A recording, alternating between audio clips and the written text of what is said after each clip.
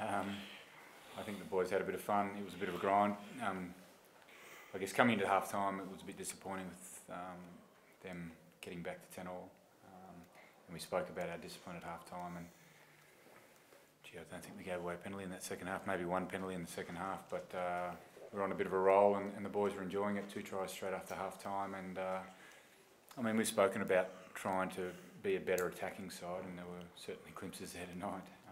The crowd would have enjoyed that, and I think not everything we touched turned to gold, but there were opportunities where the ball went to deck, and we were the first guys there to pick it up, which made a massive difference.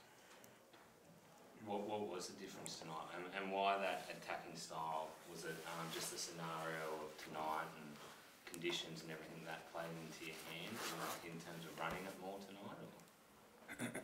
Yeah, I think conditions were fairly similar to Highlanders. It was a little bit greasy once the phases went on, but it was just more the attitude of the boys coming in. They had a really good week. They prepped really well, and then they were very focused.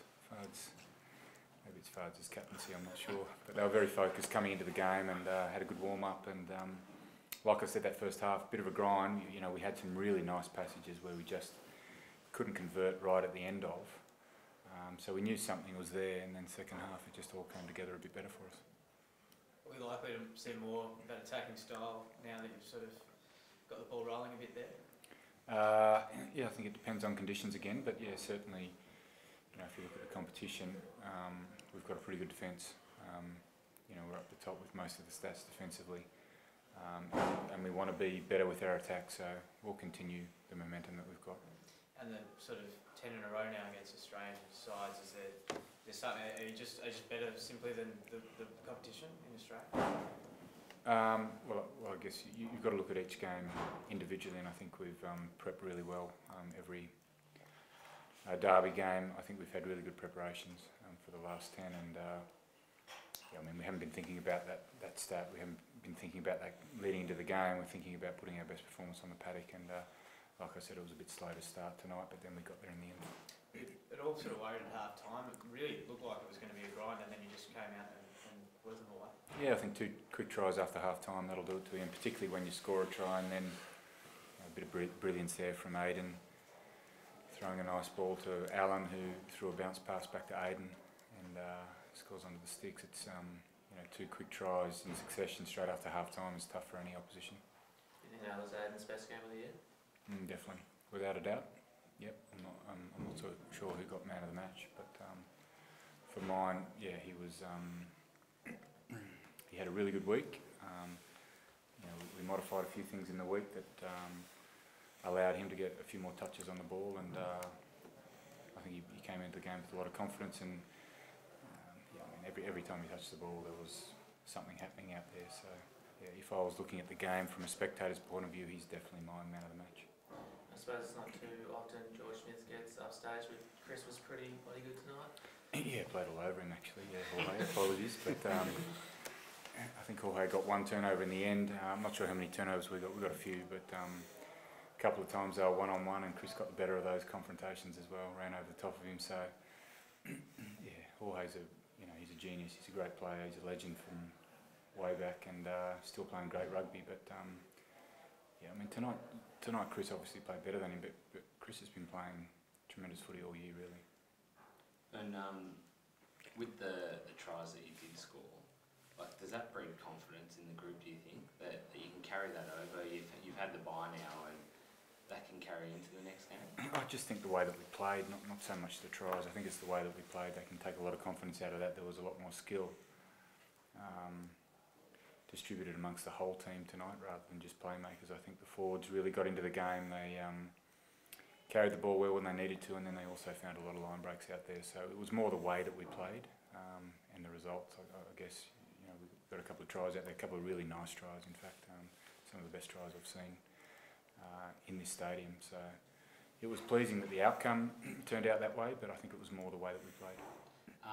Injuries, Kyle and Jordan?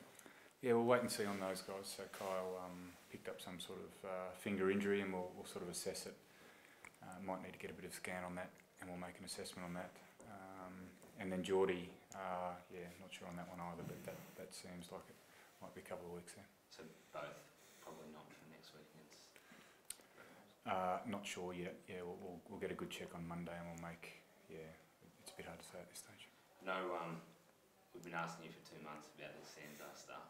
Yep. And I don't know whether you saw before the match or not, but there's going to be an announcement tomorrow night. Yep. How do you feel about that? Are you glad that there's finally an end sight for it?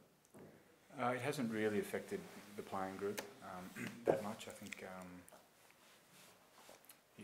the biggest thing is the contract negotiations from my perspective. I think the playing group have really been focused on their performance each week, so they've got enough to worry about there. But when you look at some of the contracts that have to be held up because we're not sure what's happening in terms of Super Rugby next year, yeah, that's a little bit disappointing. So I don't think they're saying that there's going to be a definite decision tomorrow, but at least we're getting closer. I think they're doing a press conference at 6 p.m, so hopefully. But They've done that before, though, haven't they? but are you? I'm sorry for harping on it, but are you confident in the Brumbies will avoid any cut sort of thing? Performance tonight, 10 wins against Australian teams in a row. Yep. You've been talked about a fair bit in this, but are you confident that you kind of can find from it now? Yeah, I've been confident for a while. I don't think there should have been any talk of the Brumbies leaving the competition.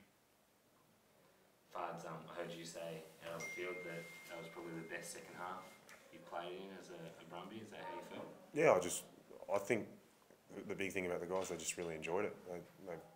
We talked about just expressing yourself before the game, and I thought guys just did that. So from the start, really, not just the second half. I thought guys just let themselves have a crack, and it was enjoyable to be part of. And sometimes I sat back and watched some of those guys run through the middle, just going, "Geez, look at them go." And I think for too long we've been saying guys don't have the skills, but they do. I think they do, and we saw that tonight. We saw guys up the middle like Alan and Rory and Benny A even coming off the bench as well. So they've got the skills, and they showed them off tonight. Is that the sort of performance that can break the shackles in terms of that? Like, saying the guys don't have the skills, but there were flick passes, there were locks in open play, that sort of thing. Is that the sort of performance that can break that mentality?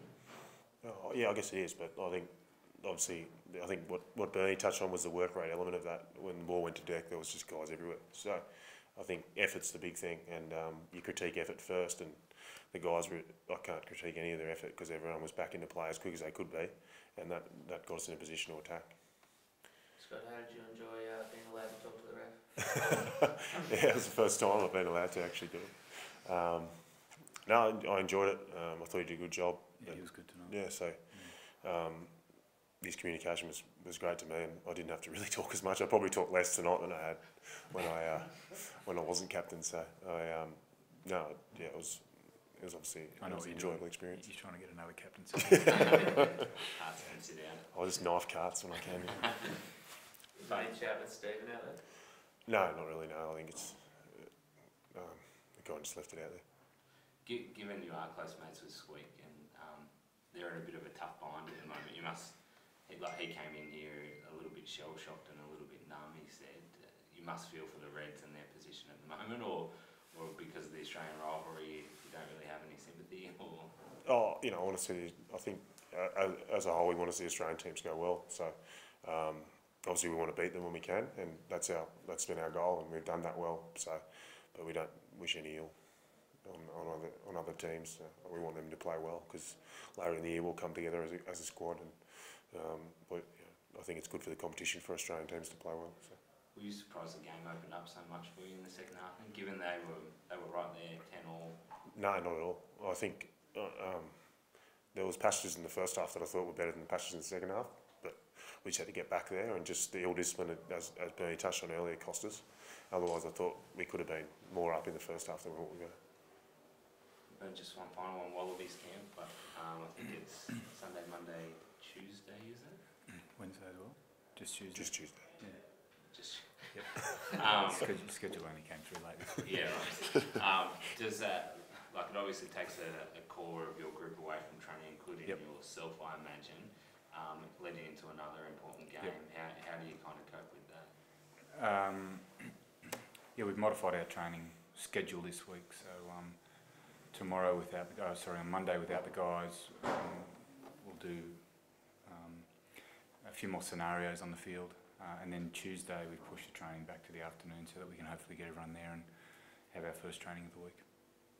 I just wanted to ask, Steve, with if Jordan and James don't pull up, does that kind of play into that rotation policy and why it's there? If blokes do get injured, other guys can step in quite easily. Yeah, I mean that's the beauty of the rotation as well, making sure that the guys are getting experience in Super Rugby, not just club rugby. But yeah, we'll have to wait and see on those guys. I think Jared's first game tonight, it was a pretty good game.